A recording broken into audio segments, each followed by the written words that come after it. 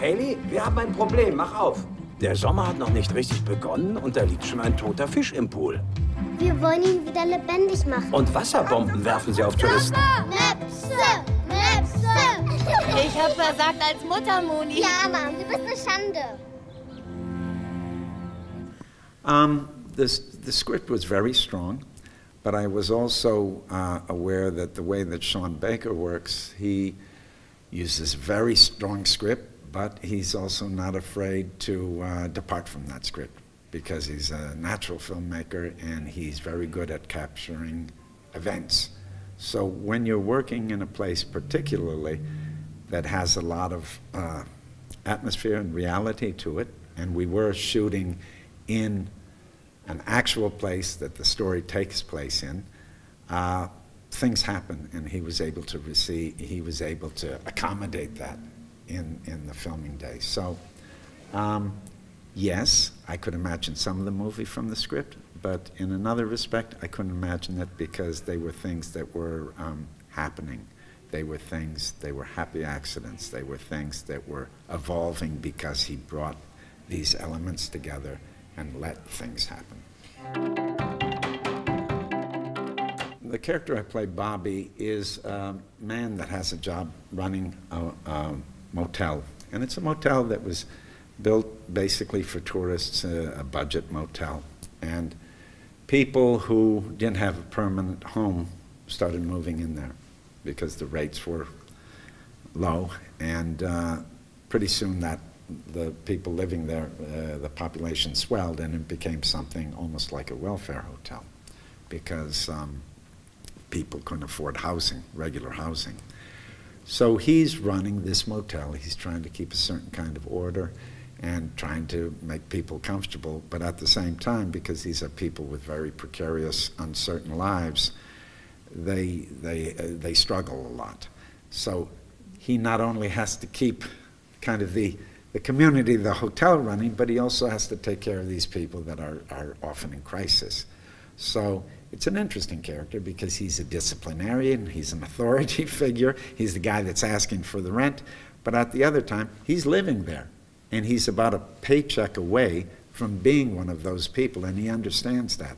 So he's also a person that lets them slide on the rent. The children there he becomes very attached to, loves them, but also they drive him mad. So it's a very, he's a simple man, but it's a very complex character because his relationship with each person in that motel is different because his how he has to deal with them is different.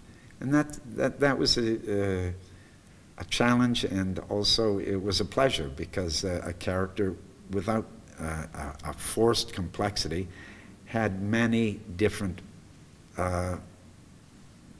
roles to inhabit. Neuer Job? Ja. Wenn du arbeitest, wer passt dann auf Moni auf? Du bist nicht mein Vater! Das will ich auch gar nicht sein. Du kannst mich nicht so behandeln! Das weiß doch hier jeder, was bei dir läuft.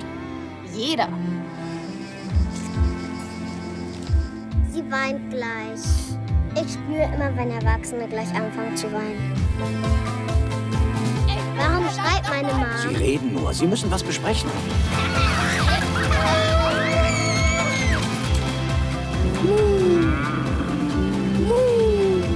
Really, at the center of the movie are some children. And they're great performers, particularly the principal one, Brooklynn, who plays the character of Moni, the central character. And they do some improvisation. Sean is very good working with the children. He gave them lots of room. He really made everything an adventure, made everything play for them.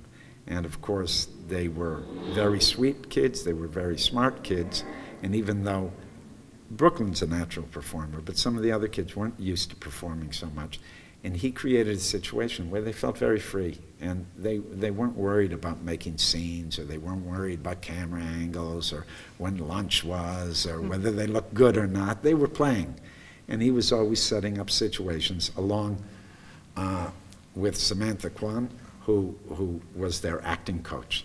The two of them really helped the kids to be really fluid and free. So it was interesting to work with them because you always went from structure to non-structure, structure to non-structure, and that keeps things very loose and fluid and always interesting because you never know what's going to happen. Einen schönen Tag noch. Liebe dich, Bobby. Ich liebe dich auch.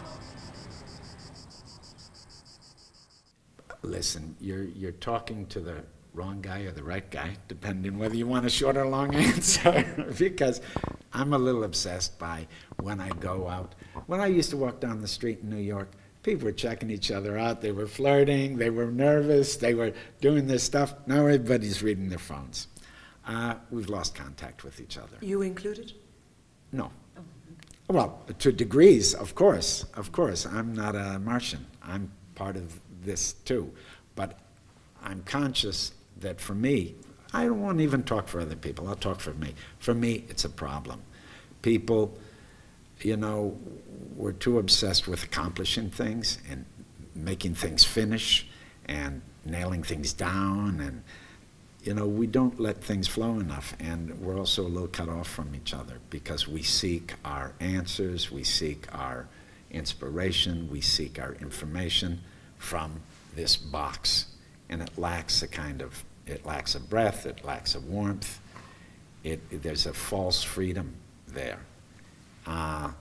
It's a huge question, but you know, I'm always interested in reading, you know, people like Pasolini or people as diverse as